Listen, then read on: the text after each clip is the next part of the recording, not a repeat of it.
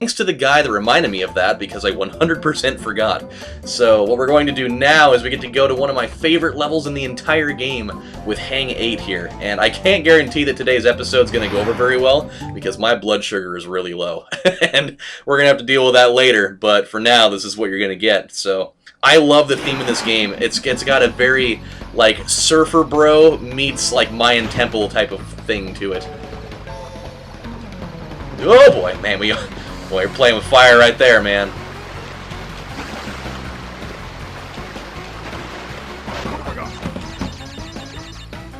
Oh boy, we almost did it twice. Yeah, I love this theme though, man. And then we get these guys, these piranha plants that were ported over almost directly from Super Mario 64, but hey, what do you know? I mean, the rows that grew from concrete, not from Tupac's perspective, but it's working here.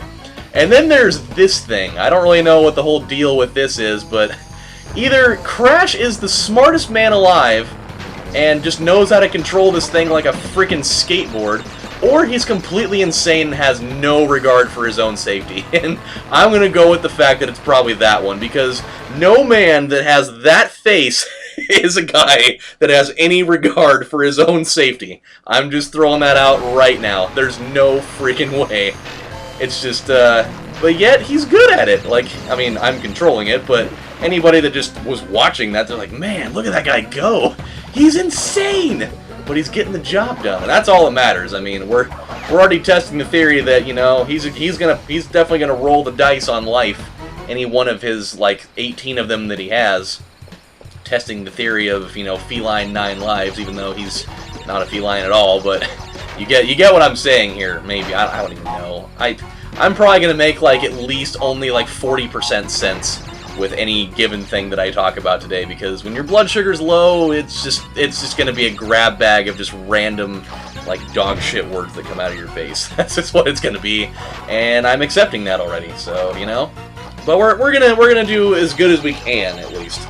The nice thing is we're stockpiling lives, so if this video ends up being one of those experiments where I just start dying just like this crazy amount, it's not gonna hurt us too bad.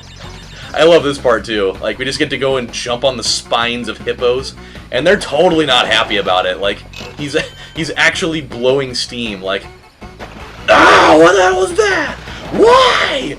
I'm just sitting here chilling. I was gonna read the paper, but apparently not. And then there's this whole, you know, idea that we get to employ the fact that this little crazy wooden thing is totally loaded up with freaking, like, nitrous oxide. Like, they just had Exhibit come and pimp the ride and load it up to the brim with NOS. Yeah, and then there's that too. And there's yet another thing that defies the laws of physics that we can totally... I don't even know why I'm even going for this right now. We don't really need it. We can't even get the gem in here anyways. But it's the fact that he's yet again throwing caution into the wind by hitting that ramp and going upside down while he's still holding his hands up in the air. Like, he's just Montel Jordaning that thing right now. He's got his hands up in the air like he just does not care. You know? And he's waving them from here to there like he's an old G-Mac or a wannabe player. You know, whichever one it's going to be, but it's just like... Like, how does he not fall off of that thing? He's not holding on to anything, and yet here he is, just, unless there was enough force holding him down, I don't even know. 3 crystals. Not bad. I see you are getting the hang of it. I need to conserve power. I will communicate with you again after you retrieve the 5th crystal. What was the point of that conversation? He's like, 3 crystals. Well, I'm running low on power, so I'll see you later when you get 5. Why not just wait until I had 5, where you could just charge up your little projector floating thing, and you could have saved all the power, instead of just being like, hey, guess what? I'm running out of power, so I'll see you later. It's just a weird thing. It's such a weird game in a lot of ways. Oh, yeah, and then there's this guy. I've got the best battle plan ever. You just wait. I'm gonna wait for you to get close enough, and I'm gonna blitzkrieg you. You'll never see it coming, I hope. I mean, I'm hoping that you're gonna get deer in the headlights syndrome over this, but if it doesn't work, then it's just not gonna happen at all. that's such a strange game, and that's what I love about it. There's so many just weird things that happen in here, but it's just whatever. Then there's these guys. I don't really know what their purpose in life is. It's just a thing. Okay, here we go. Man, we're already up to 21. This is great. It's very much like this game is very much like playing Super Mario 3. That's what this game reminds me of. You can just stockpile lives so easily. And then there's we got branching paths. Dear God, I know I was afraid of this. And then there's these dudes. This is one of the more intriguing ones to me. Like, who's the guy that thought up this idea?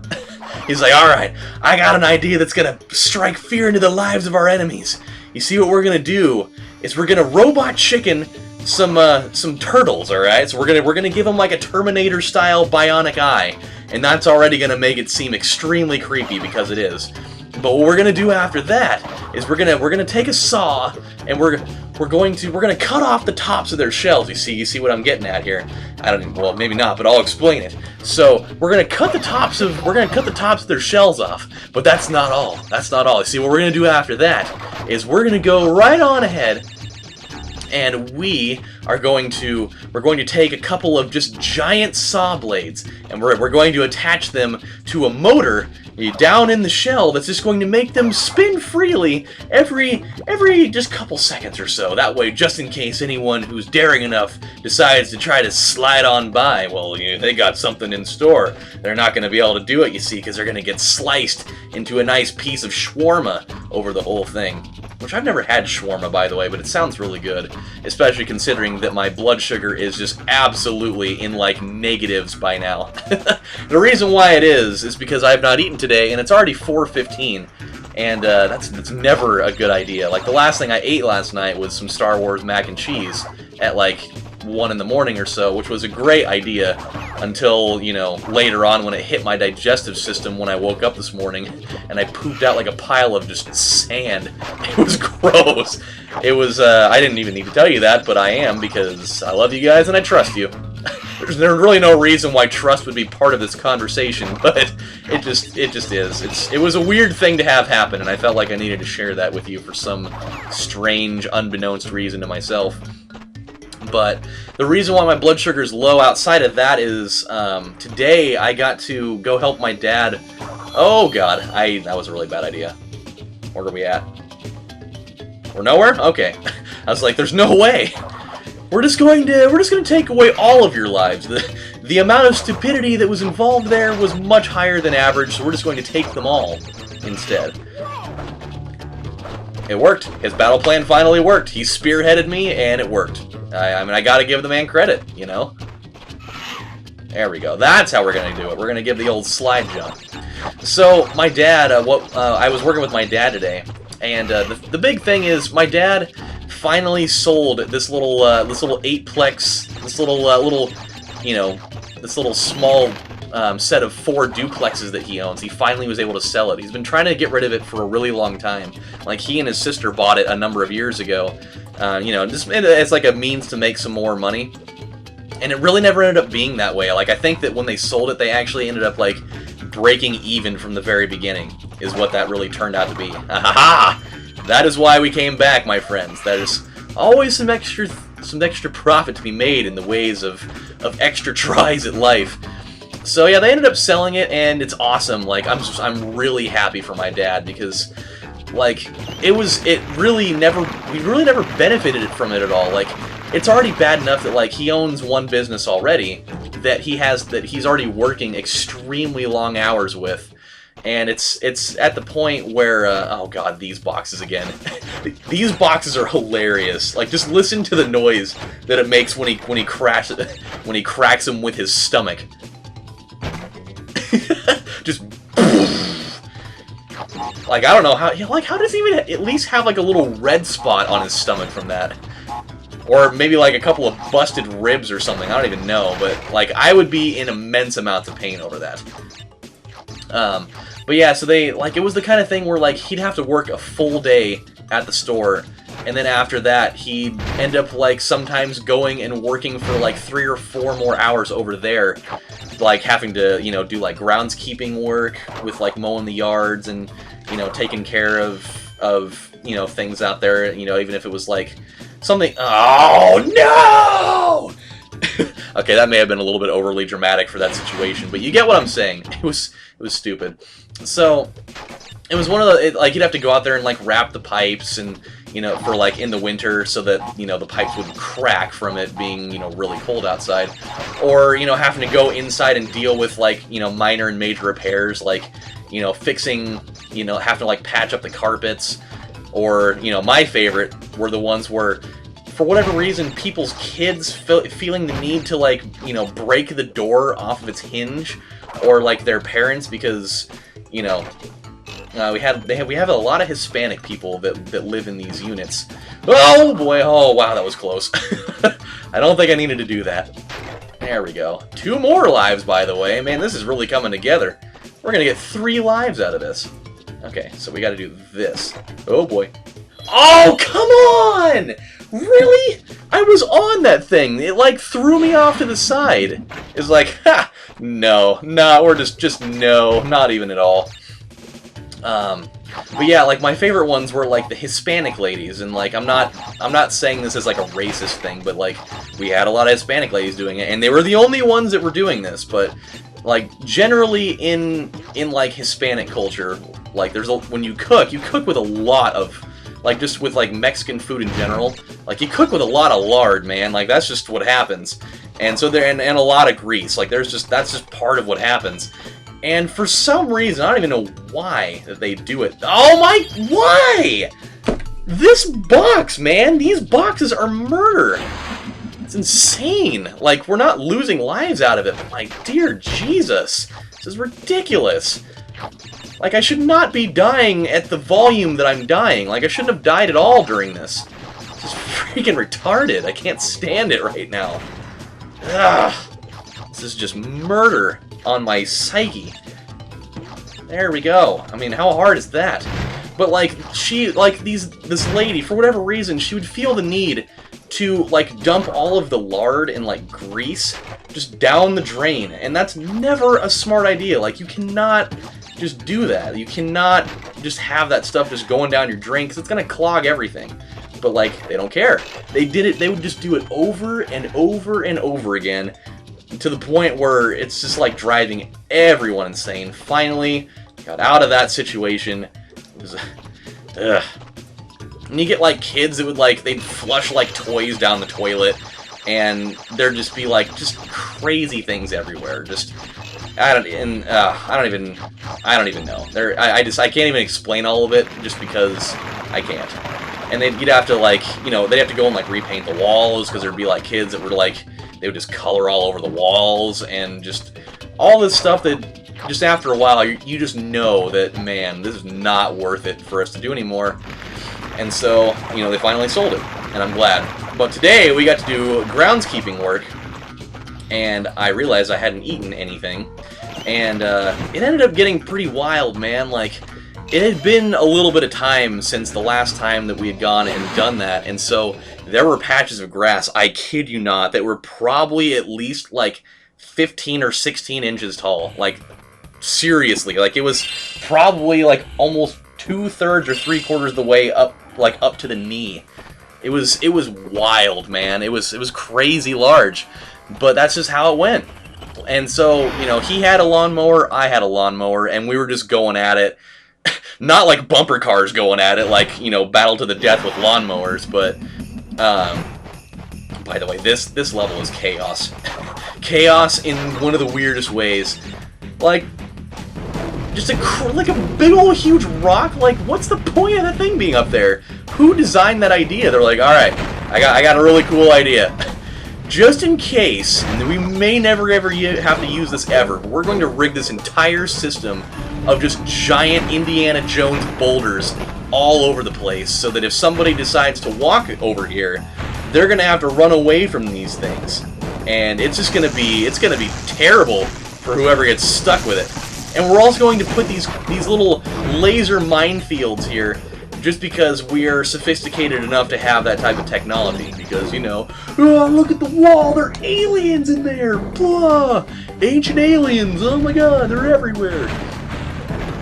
So yeah, we had to go and mow this thing, and it was insane, man. Like the amount of effort that I had to put into pushing the mower through this, like I was sweating after just a solid like 1 or 2 minutes out there. Like it was a lot, and I mean, part of it was because I'm not really in shape at all, but it got hot fast, man. Because like that thing was like the mower's heavy, and like having to push it manually through all of like that really tall, heavy ass grass. Such a nightmare. So is this, by the way. You get one of those steel crates in your face, you're not gonna enjoy very much of that. Just not even a little bit. Whew. Alright, well, we'll go let that thing blow up on its own. Okay, I don't like this. It takes so long. Okay. 1, 2, 3, 4, 5. Nope. There we go. Ugh, so much.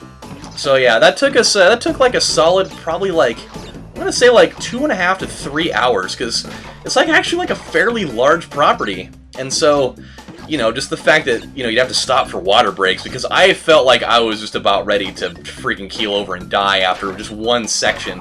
Like, go figure, the one section I had to start off with first was the worst one.